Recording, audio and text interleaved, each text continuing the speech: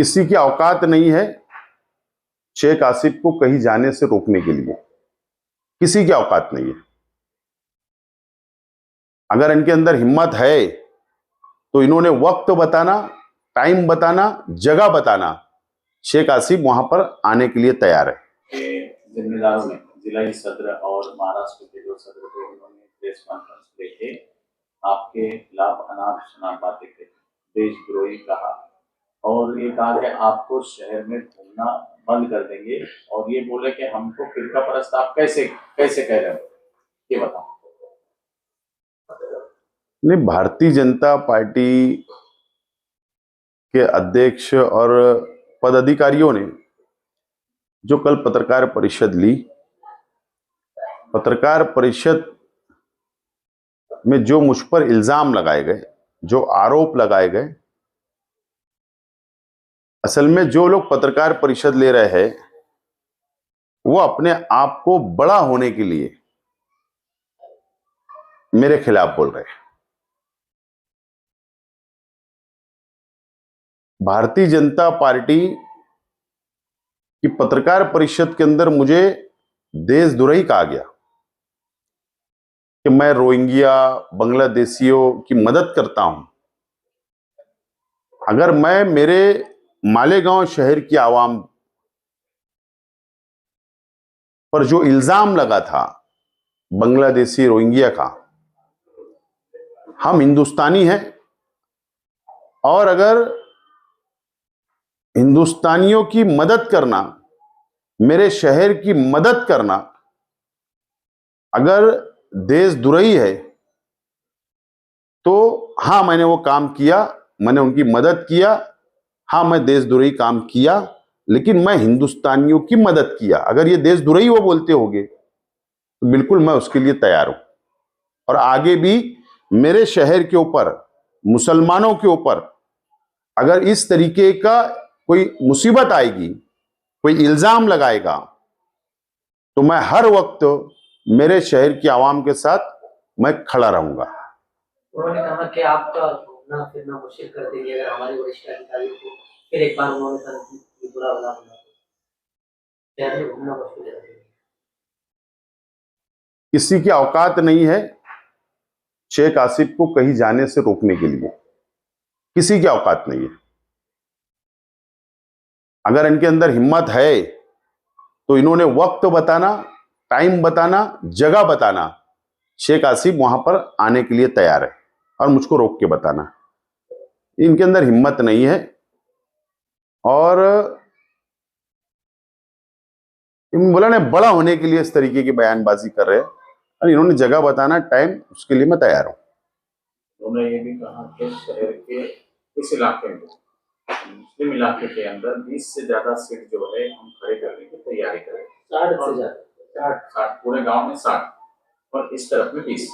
Bharatiya Janata party अपने आप को बीजेपी दुनिया की सबसे बड़ी पार्टी बताती है, दुनिया की सबसे बड़ी पार्टी है और देश के अंदर सत्ता कर रही है मोदी साहब।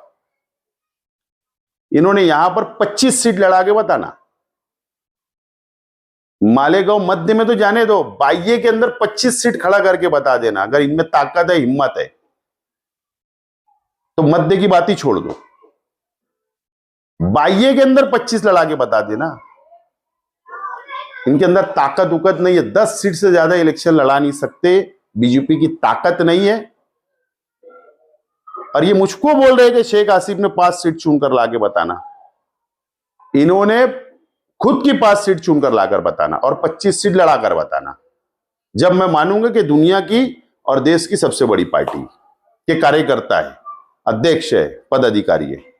फिरका परस्त के बारे में वो कह रहे कि हमको फिरका परस्त क्यों करे, इससे इस बात से उनको ज्यादा गुस्सा है, हमको फिरका परस्त क्यों कहा। फिरका परस्त किसको कहा जाता है, बात समझ लो।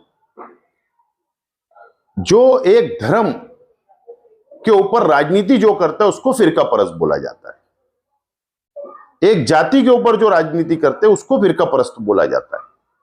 अब बताओ ना, पार्लियामेंट के चुनाव में पूरे देश में भारतीय जनता पार्टी ने उनका मेंबर ऑफ पार्लियामेंट ही नहीं है पार्लियामेंट में, बीजेपी के सिंबल पर कहां है? या विधानसभा के अभी चुनाव हुए, एक व्यक्ति को भी टिकट दिया क्या मुसलमानों को? एक व्यक्ति बताना, या उनका एक एमएलए हाउस में है? तो इन्हीं को फिरका परस्त पार्टी बोला जाता है। ये जो एक धर्म को टारगेट करते हैं, कभी अजान पे पाबंदी की बात, कभी लाउड स्पीकर उतारो, कभी मुसलमानों को टारगेट करो, मस्जिद में घुस के मारेंगे ऐसी बात करो। तो एक धर्म को निशाना बनाओगे और बोलेंगे नहीं हम सेकुलर है, हम जातिवादी नहीं है।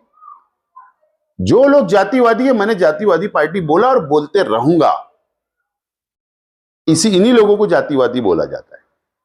उन्होंने कहा कि 20 सीट हम शहर में लड़ाएंगे, तो क्या छुपी युति किसी? मैंने कहा ना कि ये पहले बाह्य मतदार संघ में जो महानगर पालिका की 25-26 सीट जो भी आती है, पहले उन्होंने वहां कोटा फुल करना, फिर मालेगांव सेंट्रल की बात इन्होंने करना, बीजेपी ने। वहां कितनी औकात है पहले वो बताओ, बाद में मध्य की बात करना। छुपा एजेंडा तो नहीं है इनका कि अंदर शहर में कोई एक पार्टी है जिससे इनकी? वक्त जब करीब आएगा तो बिल्कुल आप देखेंगे, ए टीम जो बी टीम को आदेश देगी वो होने वाला है। आप देखना ना, मैं आज बोल रहा हूं आपको कि 4 नंबर में क्या होगा, देख लेना। इलेक्शन आन तो करीब 2 नंबर में कौन किसकी मदद करता देख लेना। सियासी तौर पर इस्लाम पार्टी और आपको खत्म करने की बात हुई सियासी तौर पर।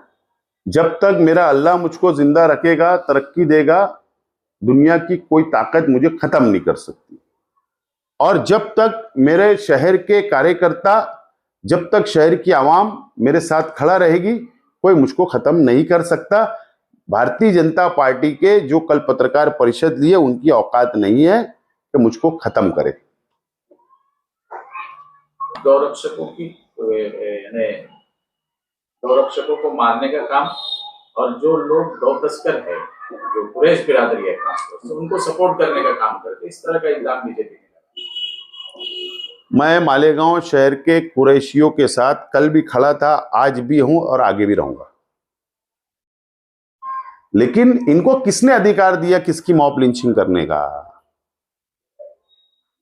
किसी को भी, मुसलमानों को, दलित को पकड़कर अगर गौरक्षक उनकी गाड़ी तोड़ेंगे, गाड़ी जलाएंगे, उनको मारेंगे, उनको कत्ल करने तक मारेंगे, उनकी हत्या हो जाए इस तरीके से मारेंगे, तो मैं तो आवाज उठाऊंगा ना। कानून अपना काम करने दो। अगर कोई कुरैशी मुसलमान गलत करता तो तुम पुलिस कंप्लेन करो, कानून सजा देगा। इनको किसने हक दिया है कि किसी को भी मारेंगे? जहां पर अत्याचार होगा, जहां पर मुसलमानों को निशाना बनाया जाएगा, मैं जरूर आवाज उठाते रहूंगा। सिर्फ शहर के लिए नहीं। आप लोगों ने देखा कि जामनेर के अंदर इस तरीके से एक नौजवान को कत्ल कर दिया गया। कौन सी पार्टी के लोग थे, कौन से संगठन के लोग थे? वहां जाके आवाज उठा के आया। तो ये तो मेरा अपना शहर है, जहां मैं पैदा हुआ, जहां मैं राजनीति कर रहा, समाजकरण कर रहा हूं, और जहां मुझे मरना है, तो उनके लिए तो लड़ना ही है मुझे। कोई कितना भी रोके, कितना भी इल्जाम लगाए, कितना भी सरकार का वापर करे, मैं डरने वाला इंसान नहीं हूं।